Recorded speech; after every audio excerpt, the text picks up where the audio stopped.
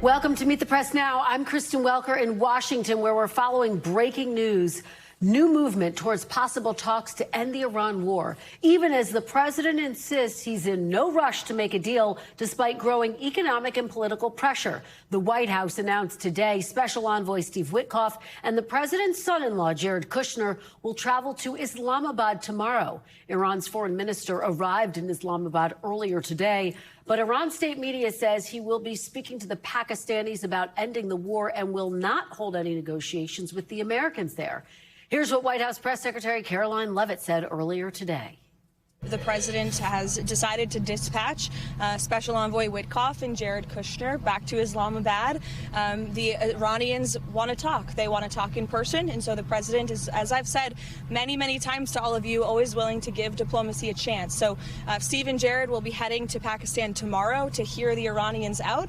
We hope progress will be made, and we hope that positive developments will come from this meeting. And we will see. And the president, the vice president, the secretary of state will be waiting here in the United States for updates, and the vice president, I understand, is on standby and will be willing to dispatch to Pakistan if we feel it's a necessary use of his time.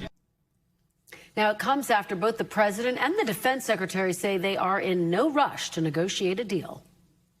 I don't want to rush it. I want to take my time. We have plenty of time, and I want to get a great deal. I want to get a deal where our nation and the world is safe from lunatics with nuclear weapons. President Trump said it again yesterday.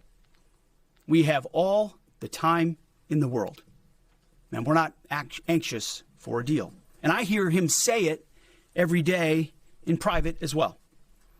Iran knows that they still have an open window to choose wisely. As we said previously, choose wisely at the negotiating table.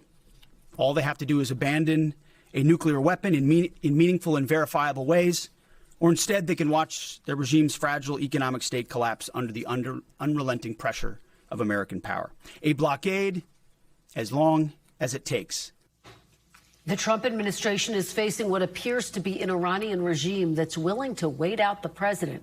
5 Western officials telling NBC News the regime in Iran is more stable now than before the war and slightly more hardline. One of those officials also saying, quote, the Iranians don't seem to be in a rush to negotiate. Meanwhile, the president is touting the 3-week extension of the Israel-Lebanon ceasefire. Here's what he said about that deal yesterday while hosting the Israeli and Lebanese ambassadors in the Oval Office. They've agreed to an additional 3 weeks of, no firing, ceasefire, no more firing. Let's see. We hope that happens. It's not going to happen between them, but they do have Hezbollah to think about. And we're going to be working with Lebanon to get things straightened out in that country. Despite those comments, Israel and Hezbollah continue to exchange fire today. The Iran-backed militant group saying it attacked Israeli soldiers in southern Lebanon today, while the Israeli military confirms it struck Hezbollah military structures also in southern Lebanon. Joining me now to start us off is NBC News White House correspondent Monica Alba and NBC News chief international correspondent Kirsten Mintz, who is in Islamabad for us. Monica, let me start with you at the White House. Let's talk about the fact that Special Envoy Steve Witkoff and Jared Kushner are heading to Pakistan, not the vice president. What do we make of this, Monica? Yeah, I think that is very telling, Kristen, about how the U.S. is viewing these negotiations and also what it could mean for the time frame. Remember that they were part of those initial talks way back before the war against Iran started. They left empty-handed without a deal, and then they have been a part of the negotiating team since then, but they did accompany Vice President Vance when they went the first time to Islamabad, and they came up short. They weren't able to get to an agreement there with Iran after a 21-hour marathon session. And then we have seen a couple of times where it seemed like maybe the team was going to get back together and head over there with the vice president, only for that to be pulled back. So it does seem like this is a White House that's acknowledging that maybe they can't get a lot of this accomplished in the near term, and that is why they're going to wait to send the vice president until maybe there's more of an indication that a framework can actually be achieved. I think they're a little bit concerned about him going there again and then walking away without a deal, and then what that means for the president's threats that he has made over and over again. It just seems like this is a really critical moment, but where the White House is sort of watching and waiting before they're determining next steps. Kristen. Yeah, it absolutely seems like that. Keir, let me head to you in Islamabad. Iran saying Foreign Minister Araghchi isn't there to negotiate, in fact, with the U.S. delegation. What do you make of that? Do you think that that's posturing? Will that change when Steve Witkoff and Jared Kushner arrive? Well, I think it's confusing, Kristen. There's thunder and lightning here in Islamabad, which I think is a pretty apt backdrop for what's likely to go on through this weekend.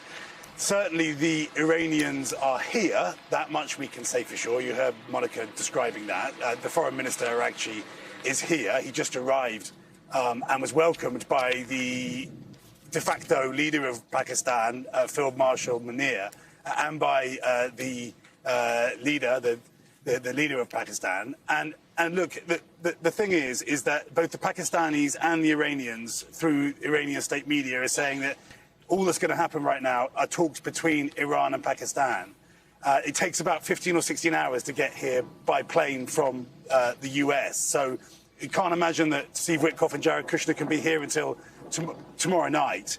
And then we are hearing that the Iranian team, you can hear that thunder, the Iranian team are going to be in Oman on Sunday.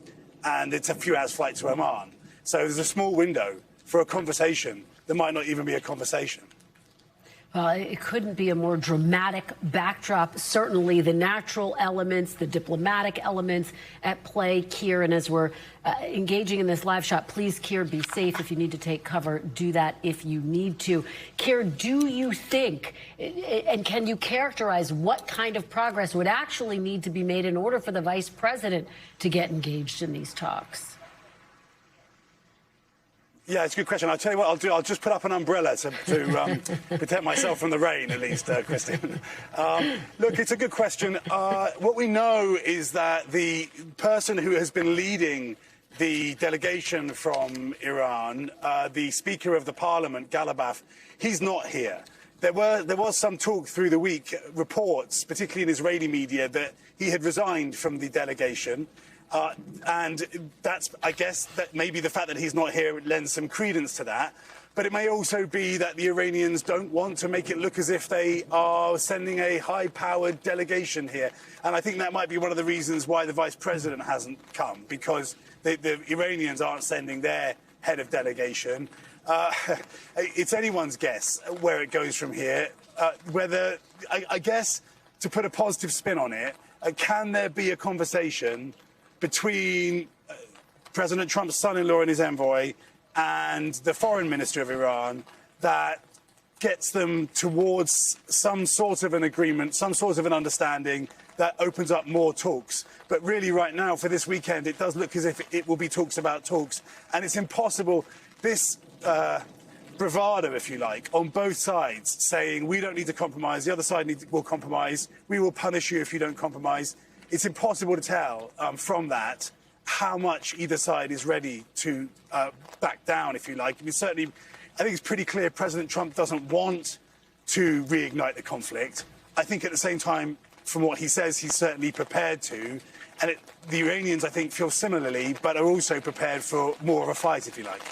Yeah, I think that's a good reading of the current state of play. And to that point, Monica, it was extraordinary. This statement by the president, he's in no rush to make a deal. He says publicly, yet we've seen the polling. He's facing some of the lowest approval ratings of his entire administration, underwater on his handling of the war in Iran, of the economy. Based on your conversations with your sources inside the West Wing, Monica, how much pressure is the administration actually feeling to end this war? Yeah, Kristen, the president may say that publicly, but privately, according to my conversations with sources familiar with the discussions, there is certainly an anxiety about trying to figure out a timeline to wrap this up. The president definitely wants to do that, and Iran is proving to be more patient, proving to really not be in any kind of a rush to make a deal in the near term. We know there are a couple of sort of artificial deadlines that are looming for the president as he is thinking about this. Next week, he does have that very high-profile state visit from King Charles, and then a couple of just days after that, the U.S. and the Trump administration will be preparing for that high-profile trip to Beijing, to China, that we know, according even to the White House, when they were asked about this a few weeks ago, their goal was to have the war against Iran wrapped up before then. That is what White House Press Secretary Caroline Leavitt had said.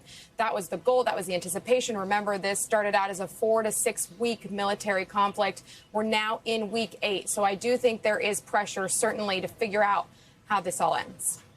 Hey, Kira, one more to you, finally. Obviously, we know there is that ceasefire between Israel and Lebanon. It's going to be extended for 3 weeks. How closely are those countries watching what's happening in Pakistan? It's all interrelated, of course.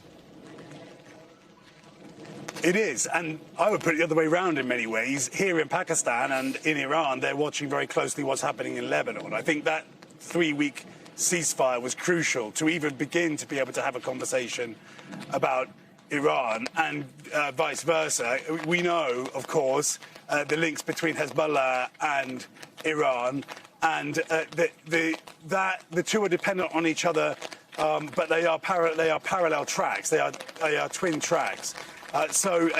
Look, in a sense, I guess you could say that is some progress, albeit extremely complex and fragile progress. But at the same time, the main event is here this weekend in Islamabad.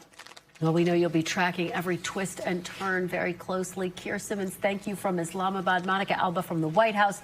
Thanks to both of you for starting us off. Now to the breaking news here in Washington that could have a major impact for the president's economic agenda heading into the midterms. U.S. Attorney Jeanine Pirro announcing today she is ending the Justice Department's investigation of Federal Reserve Chair Jerome Powell and the central bank for now.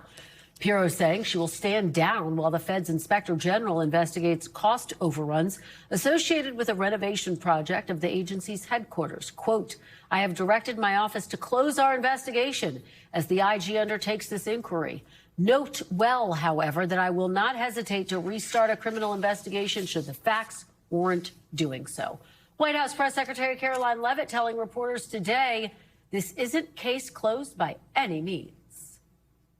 The case is not necessarily dropped. It's just being moved over to the Inspector General, who has critical tools at their disposal to continue to look into the financial mismanagement at the Fed. The investigation still continues. It's just under a different authority, and that's what you'll continue to see.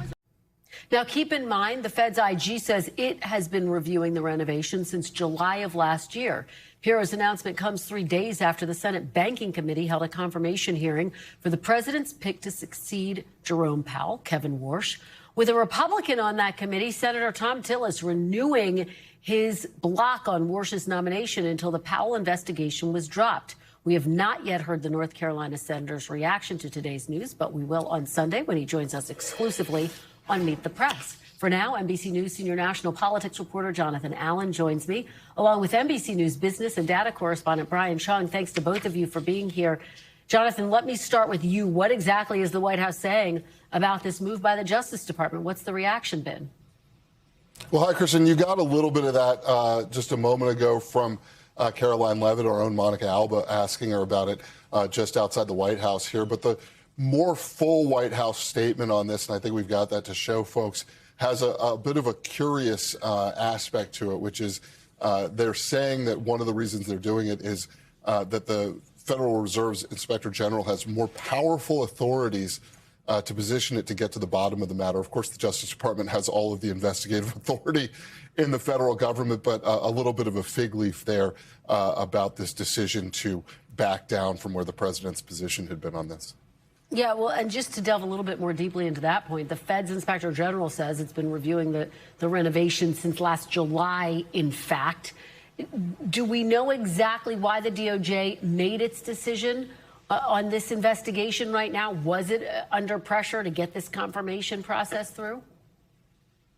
Yeah, they absolutely haven't given us a big why, or at least not one that makes a lot of sense, except for that argument there that the Justice Department doesn't have as much power as the Federal Reserve's Inspector General. So, I don't think it takes much to deduce that what's going on here is the president would like his new Federal Reserve chairman to get a vote in the Senate, and Thom Tillis, the senator from North Carolina, wasn't backing down. So this may, and we'll have to hear from Tillis, but this may get around that concern from Tillis. Of course, as Caroline Leavitt said, they are kind of reserving the right to kick this back to the Justice Department. So, if you're Jerome Powell, you're probably not terribly comfortable with the idea that that's still an open question.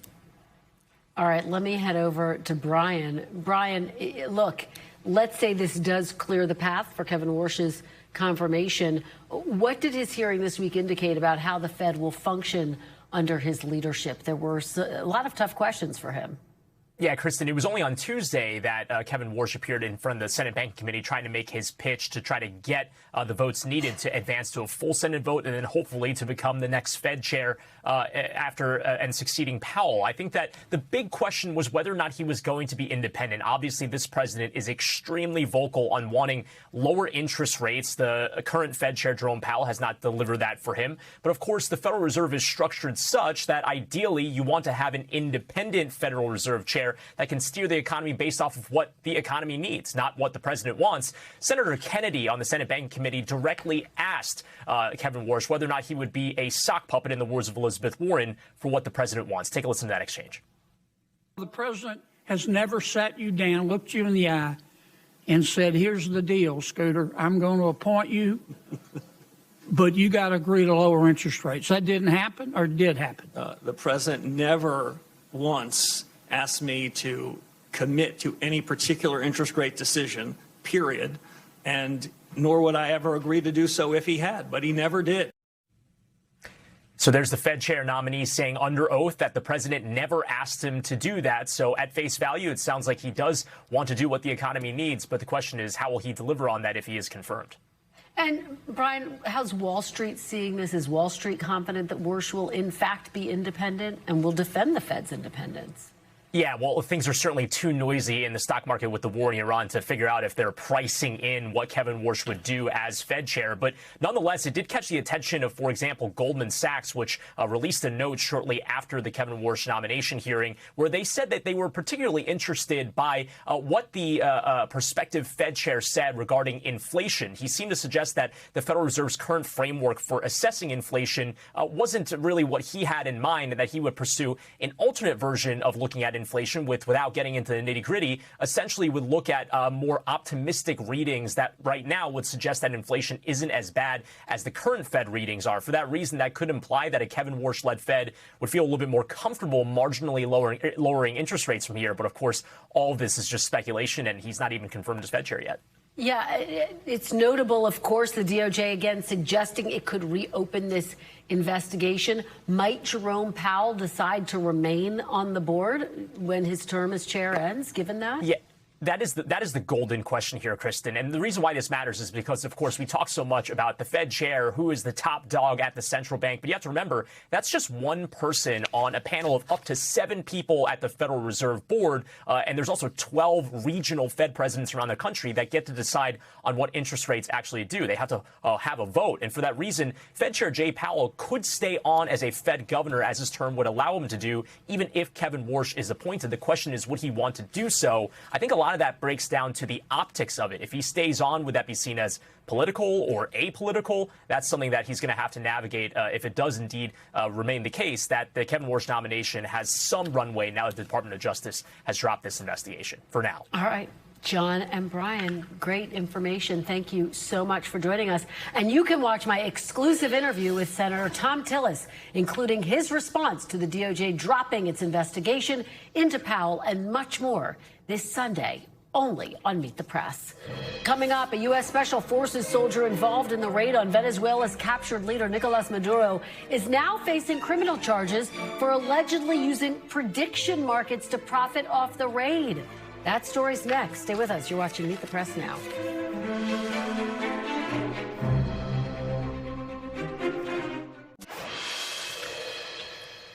Welcome back. Prediction markets, which have exploded in popularity in recent months, are now facing intensifying scrutiny after a U.S. Special Forces soldier who was involved in the operation to capture Venezuelan President Nicolas Maduro was charged with betting on Maduro's January capture.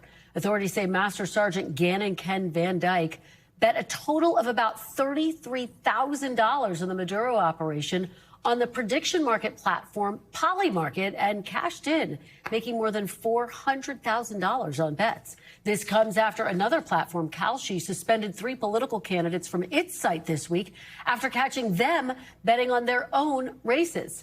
President Trump had this to say when asked by reporters about bets on events like Maduro's capture and the Iran war. Listen. The whole world, unfortunately, has become somewhat of a casino, but it is what it is. No, I think that I'm not happy with any of that stuff, but they have all these different sites. They have predictive markets. It's a crazy world. It's a much different world than it was. Now, we should note President Trump's son, Don Jr., is an advisor to both Polymarket and Kalshi, and Trump Media is currently working on its own prediction market, Truth Predict, on the president's Truth Social platform. Joining me now is NBC News national law enforcement and intelligence correspondent Tom Winter. So, Tom, break this down. Master Sergeant Van Dyke appeared in court in North Carolina. What more did you learn about him and the charges he's facing? Well, that's right, Kristen. When you lay it out that way, it seems like everything is going to be up for gambling at this point. As far as what happened in court today, Van Dyke had his first appearance. That's not an opportunity to enter a plea. He was released on bond. Is going to have to surrender any weapons unless he needs them for his as prescribed by the military. On top of that, he's going to surrender his passports as well. He'll be in New York next week, is expected to anyway, to have his first appearance before the judge who will ultimately handle his case, as this case was charged by the U.S. Attorney's Office for the Southern District of New York. And that's important because that's an office that has a lot of experience in charging insider-type trading cases. And you might say, well, what does an insider trading case have to do with something involving Polymarket? But that's really been a focus for the U.S. Attorney's Office here. They've been looking into this, and they've charged this with the type of thing that you would be charged with if you had insider-type knowledge on the stock market. It's being charged in this particular instance of somebody who was part of the Joint Special Operations Command, had absolute knowledge of the U.S.'s plans involving Maduro, and then, according to the grand jury, made bets based on that information, a pretty serious charge. So he is facing those commodity charges, several counts, each of them up to 10 years in prison, Kristen. Yeah, raises all sorts of questions about national security as well. Tom, this is not an isolated incident. Prediction markets have been sparking ethical concerns for bets on everything from the Iran war, whether the U.S. would take over Greenland, and the companies are responding. What are they saying, Tom? Well, the companies are responding, and one of the things that they're doing, and the U.S. Attorney's Office acknowledged that Polymarket had been cooperating here, is that they are trying to pick up on these suspicious patterns. Look, these type of gamblers, which is effectively what it is, that they're placing these bets on these actions, they typically tend to bet big and bet outside of kind of the normal activity. So all of a sudden you might have, you know, you and I have a wager between the Patriots and the Eagles. It's a $15 wager. Okay, no big deal. But then all of a sudden somebody comes in and bets $10,000 against the Eagles, Kristen. You'd be like, well, wait a minute. Does somebody have some outside knowledge here of what's going to happen? So they've been looking at those type of anomalies, if you will. They've even got an investigation that's open into somebody that was using a hairdryer at an airport to try to influence the recorded temperature. People bet on the temperature that it's going to be in a particular city or a particular place on a given day. And somebody, they're looking into whether or not they were using a hairdryer to try to influence and raise the temperature. So they're acutely aware that people will lose faith in these markets if they think that people are able to rig them. Just extraordinary. And of course, I always bet on the Eagles, Tom. You know that. Well, look, I want to turn to these political candidates. They've been suspended for betting on their own campaigns. Tom, what can you tell us about that? Yeah, so this is something that we've seen. You've noticed the fines there on the screen going into the thousands of dollars. People betting whether or not somebody was going to run. Then they announce that they're running and putting their own money on that. That's something that, again, speaks to kind of the challenges that these prediction sites have, because it would be difficult. There's certainly examples. You look at Enron, WorldCom, some of the major companies that have cooked their books over the years, or alleged to have cooked their books over the years, that have led to massive amounts of fraud and people that were buying or selling inside those companies. There's been a lot of work to try to regulate that out, or at least make it difficult for companies to do it. It would be tough to manipulate Apple's books and their sales to the level that would really move markets by somebody. But as we see with these candidate announcements and in politics, think about other permutations. Who could be a vice presidential candidate? Who could be a vice presidential pick, rather? Who could be a presidential candidate? Go on and on and on. And there's big money here. And again, it speaks to these markets trying to have integrity going forward. All right. Tom Winter, thank you so very much. Really appreciate it. We've been following a lot of legal developments today and all week long, from prediction markets to the DOJ dropping its probe into the Fed chair, Jerome Powell. And to discuss it all, I'm joined now by former Trump White House attorney Ty Cobb. Ty, thanks so much for being here. Really appreciate it. Always great to see you. Always nice to see you, dear. Thank you so much. Well, thanks for being here. I do have to start with this news you just heard me discussing with Tom, these charges against the soldier accused of making a whopping $400,000 by betting on the capture of Venezuelan President Nicolas Maduro. Polymarket says, look, this is a sign the guardrails on the site are working. Do you agree with that from a legal standpoint? No, absolutely not. These things should be abandoned, particularly during the Trump administration. I think the worst fact that came out today, beyond the absurdity of having a service member bet on a classified raid that he was about to undergo, is the fact that Trump's Truth Social is going to start a prediction market as well. So you can be assured that since most of these outrageous, weird betting patterns with millions of dollars in returns have been around Trump's foreign policy and other events like that, that the corruption at the top what should be a major concern for all Americans. Do you see that idea that Trump Media Company is potentially pursuing starting its own prediction site? Is that a potential conflict of interest, Ty? Sure, but so is the fact that he's stolen $4 billion from the American taxpayers since he went into office 15 months ago. The fact that he took a $500 million bribe from the UAE in exchange for our AI chips. I mean, the level of corruption is staggering, and this just gives him another avenue to rake the taxpayers.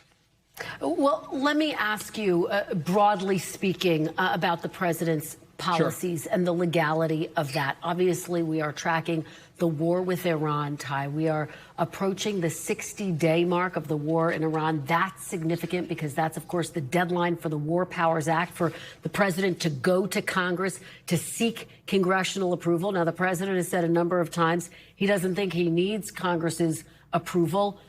One, do you think he does once it reaches the 60-day deadline? And number two, do you think he will seek it?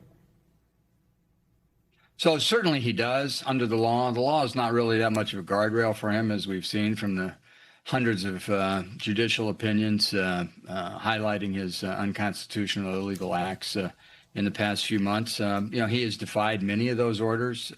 Will he defy Congress? I think, that could be an event where actually some congressional Republicans find a spine and do vote to impose the War Powers Act. I hope that'll be the case. The votes have been so close so far, but I think once he goes over the 60-day requirement of the statute, that other congressmen, even Republicans, may express their concerns about this and do it with their votes. Ty, this is significant what you're saying. I just want to stop there for a second because you're effectively saying you anticipate some Republican members of Congress to change their stance after that 60-day mark is met. Is that how you see it? You would think they would, since the law requires them to. But there hasn't been a lot of indication of courage or character among the Republicans in the last 15 months. But I think some of the even the staunchest conservative people, do believe that when the country's at war, that all the bells and whistles need to be attended to, and this is one of the most serious ones we have in our legal framework. Let me ask you about the Justice Department dropping its investigation into Fed Chair Jerome Powell, but Jeanine Pirro very clear that she is prepared to reopen it if she thinks that's necessary. What was your reaction to those developments today? What are the implications? I think it was imminently foreseeable. It's more important to Trump to get Jerome Powell out than it is,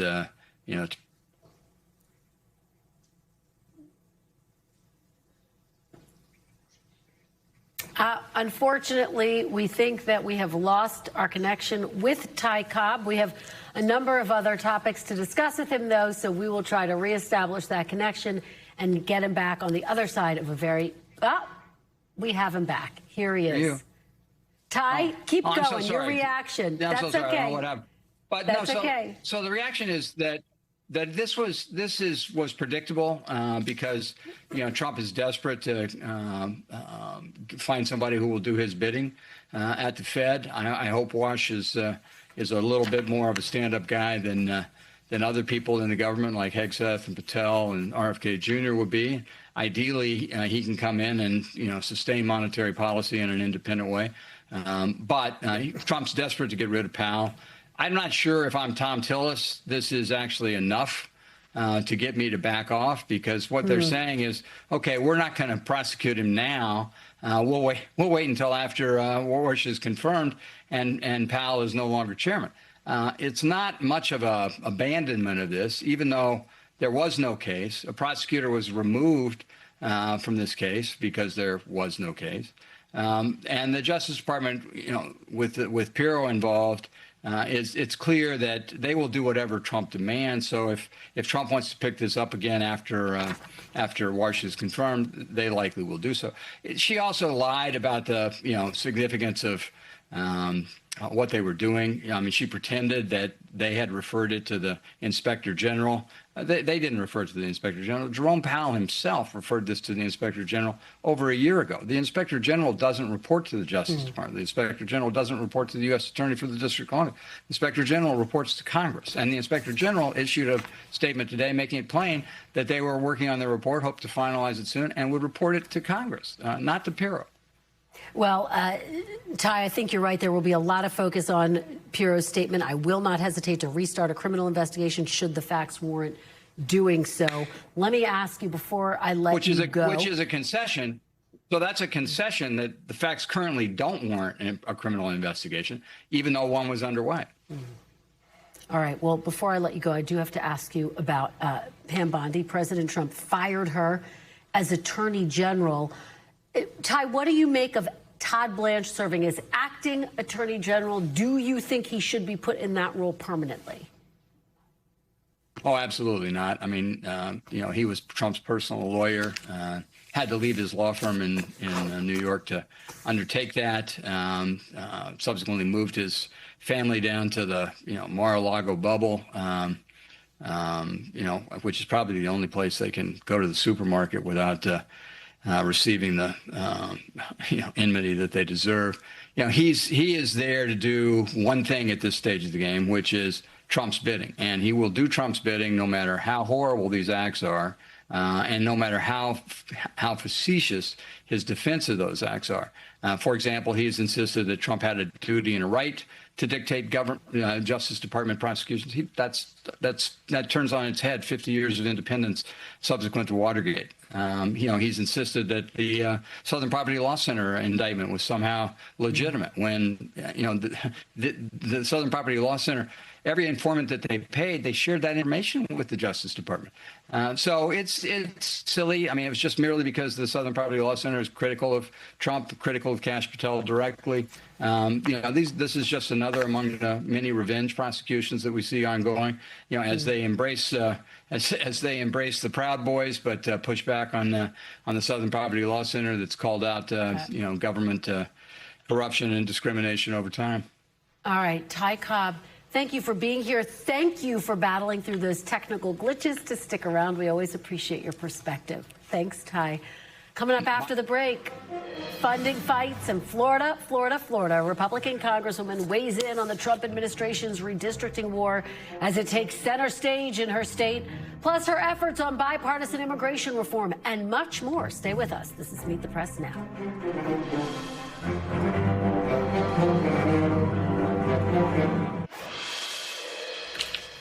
Welcome back. Turning now to Capitol Hill, where yesterday Senate Republicans narrowly passed a budget measure that would pave the way to fund ICE and Border Patrol without Democratic support.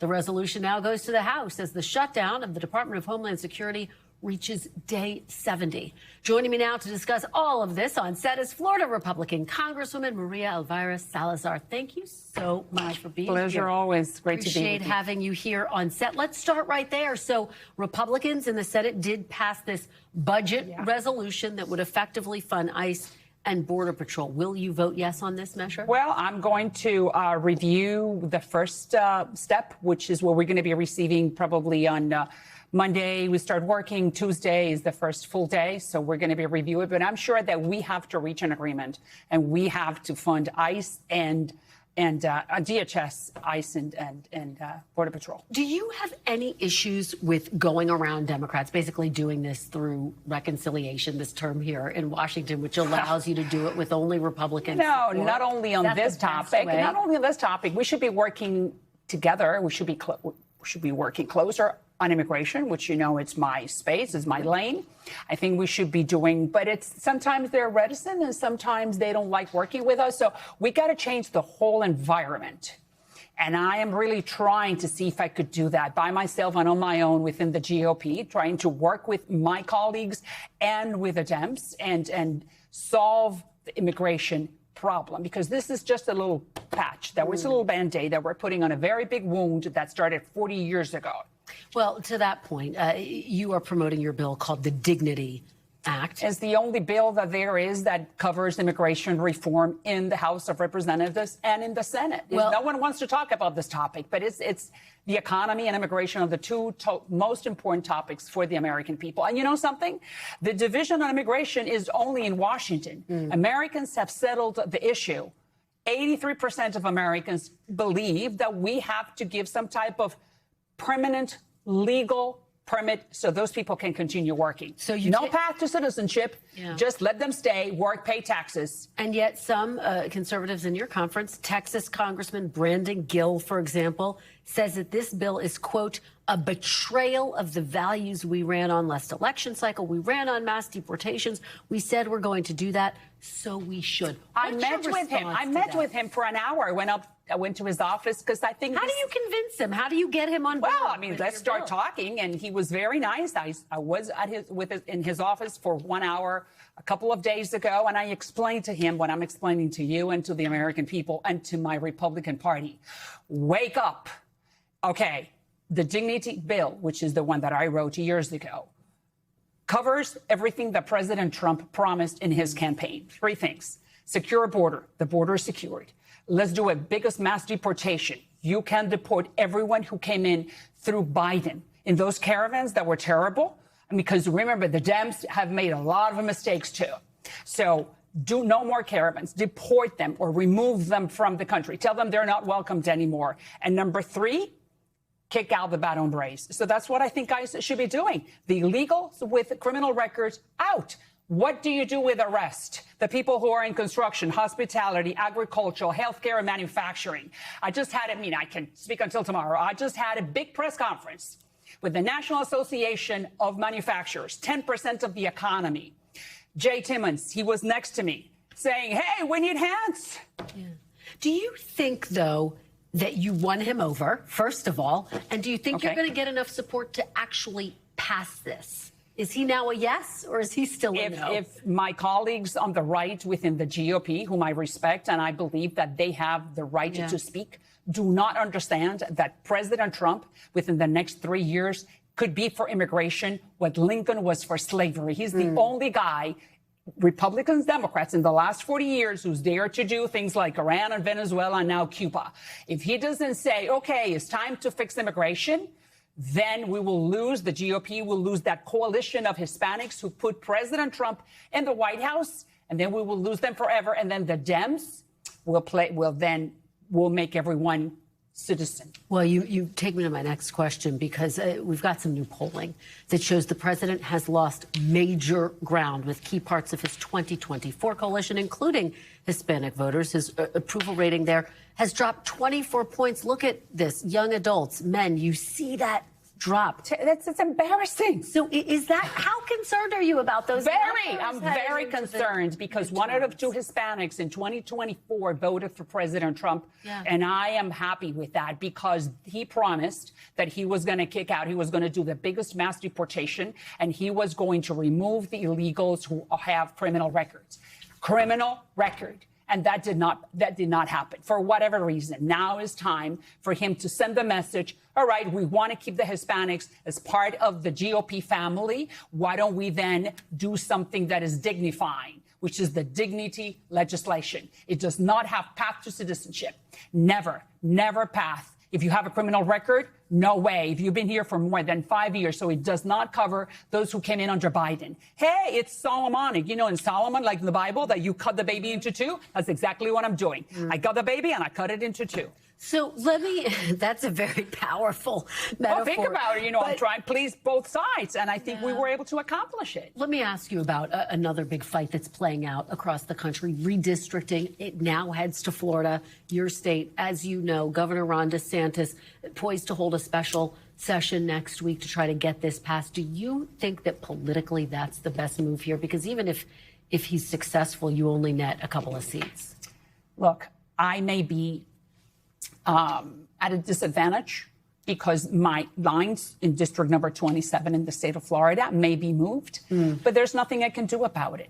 And I always look at the bright side. This is American democracy. This is the American electoral system. It's not perfect, but I mean, we know the one in Venezuela and Cuba and Iran. I like what we see. It's not perfect, and there's nothing I can do about it. But I cannot call DeSantis and say, hey, don't move my lines. Well, but can you? I mean, I cannot. Does redistricting make the democracy stronger or weaker, do you think? You know, at the end, people will vote regardless of what district they live in. They're going to vote for the candidate that they like, and that's what I love about the American system, because people can vote to their conscience. I have to ask you very quickly about Cuba. A State Department official does confirm to NBC News that a delegation met with Cuban government officials last week to advance diplomatic talks. Do you think it's possible to get a deal with Cuba at this point? Well, you went and you interviewed them. The problem with them is that for 65 years, they have been in the business of power. And they have always been able to finagle and move around and convince 10 different administrations, Republicans and Democrats, up until they got Donald Trump. That's why I'm saying Trump is the man for many different instances. And I am sure that they have not read the memo, but they will, because they are hanging by a thread. They don't have Russia. They don't have Venezuela. They don't have resources. Is there a diplomatic route with this government, or do you think there needs to be a military option? It depends. It depends on the Cubans. And reality is that they are talking to people who have the Castro blood in their veins. The grandson and the son. They're not talking to Diaz-Canel. Diaz-Canel is just a puppet, and he knows it. And he told you, I'm not going anywhere. Yeah, look at Maduro. Look where Maduro is at now. And he said the same thing.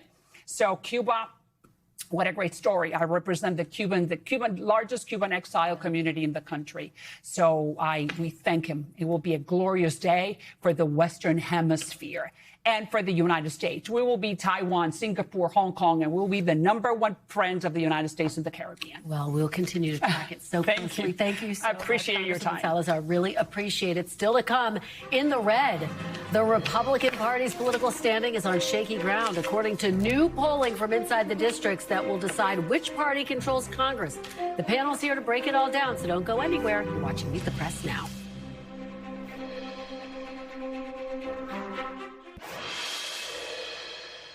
Welcome back. Of the 435 seats in the House of Representatives, control the chamber may very well come down to just a few dozen districts. Our friends at the Cook Political Report have released their latest poll of the 36 House districts. They're classifying as battlegrounds in 2026. And the results come with some potential warning signs for the GOP. Voters give Democrats a 6-point edge on who they're more likely to vote for, as President Trump's approval rating remains underwater in these key districts. Joining me now is the panel. Carrie Dan, managing editor of the Cook Political Report. Deepa Shivaram, White House correspondent for NPR. Megan Hayes, former special assistant to President Biden. And T.W. Arihi, Republican strategist and vice president of Push Digital Group. Thanks to all of you for being here on this Friday. Carrie, Dan, it's so great to have you here. I have to start with you. Your polling finds that Democrats have an edge on the generic ballot in those battleground districts, and they also have an edge on the trust issue. What do you think winds up being the more compelling issue for voters heading into election? Well, I think what's so important about this polling, these are 36 districts that are rated by the Cook Political Report as a toss-up or a lean race. And these, taken as a whole, are places that Donald Trump won by 2 points. So the generic ballot being 6 points in Democrats' direction is a very dramatic swing. And it's being fueled by independent voters. Democrats are winning independent voters in this polling by 25 points. And that's really when it comes down issue to issue. When you ask these voters, if you're talking about an issue like Iran or taxation, or you're talking about cost of living, foreign policy generally, independents and voters overall are picking Democrats by a significant margin, at least single digits. The only issue that Republicans have an advantage on is border security. That's a place that I think you're going to see Republicans leaning in on. But Democrats are winning on things like cost of living by a margin of 5 points, 9 points. And that's really what's fueling this swing towards Democrats. Now, independents also don't like Democrats. They don't like either party. But because you're breaking it down issue by issue, that's why independents are swinging the way they are. Deepa, what are you hearing based on your conversations about the level of concern about polling? I mean, this is stark polling that Carrie's laying out. A lot of warning signs for the GOP and some warning signs for Democrats, too. Definitely. I mean, I think from Republicans I've talked to, it's like we got to turn the ship around, right? And there's not a lot of time left to do it.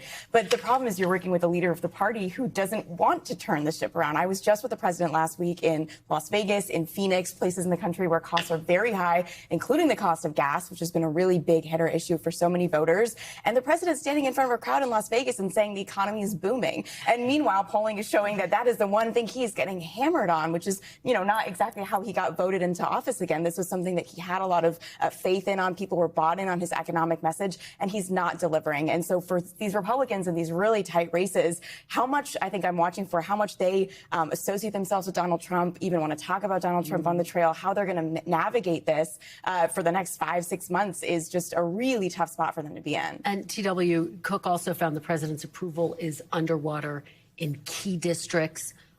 Do Republicans have enough time to, as Deepa is saying, turn this ship around? And how do you do it at this point? Yeah, I think they do have enough time. If you look at President Trump's approval rating, it sits pretty much right in between where Barack Obama and George W. Bush were at this time in their second term. And to your point about those numbers, those are very bad numbers for Republicans.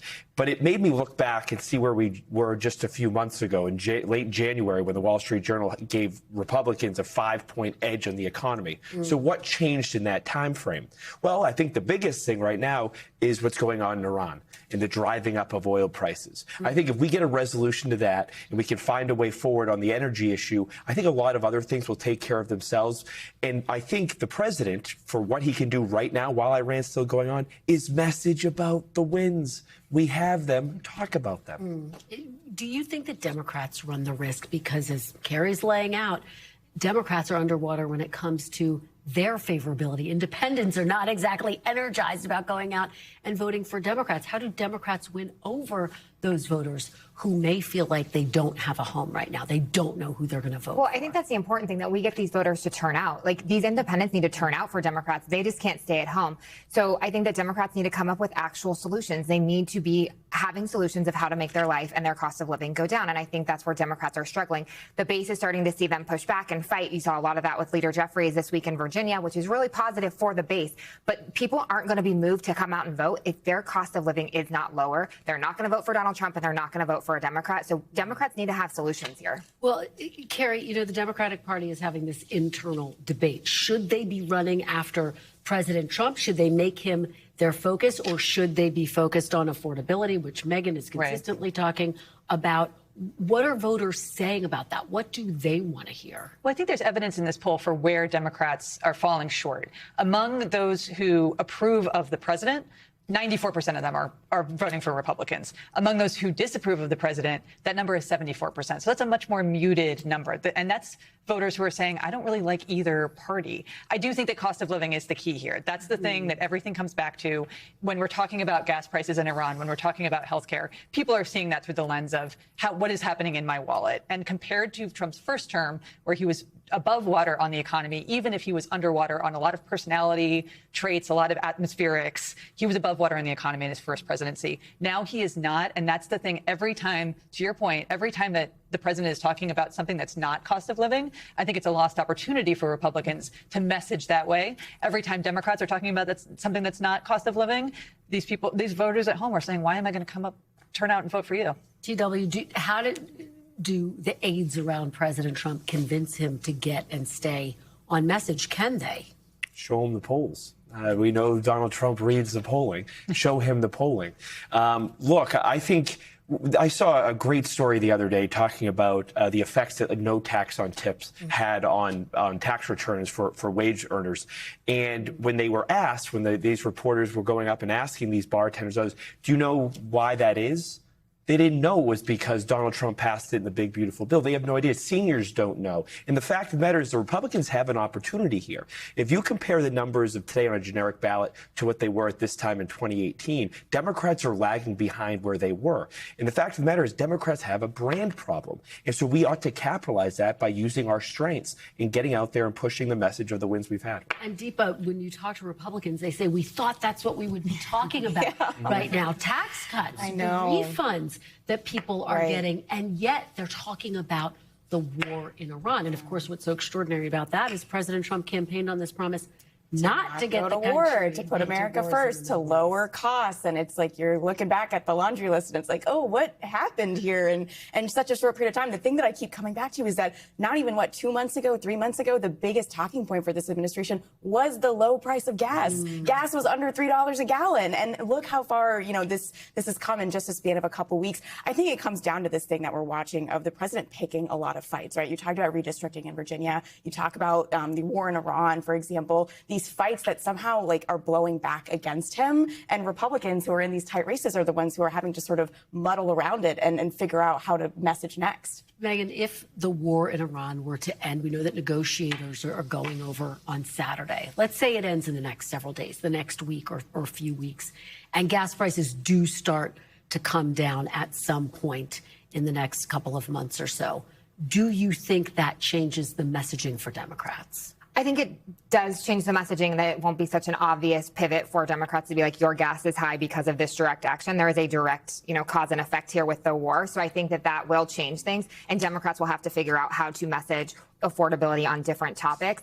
But people are going to make up their mind in June and July. So everything needs to start coming down before then, because it's not going to matter after that. The damage is already going to be done. They're not going to have enough money to go into the summer for vacations and for other things that they're looking forward to that normal families do.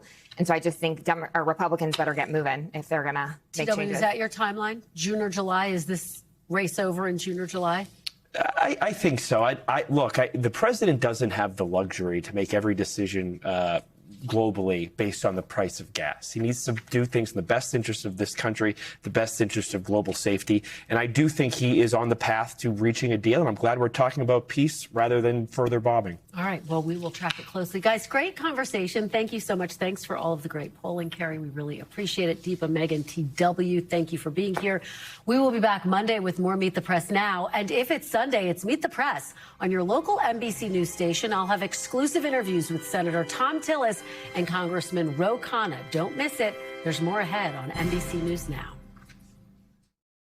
We thank you for watching, and remember, stay updated on breaking news and top stories on the NBC News app or watch live on our YouTube channel.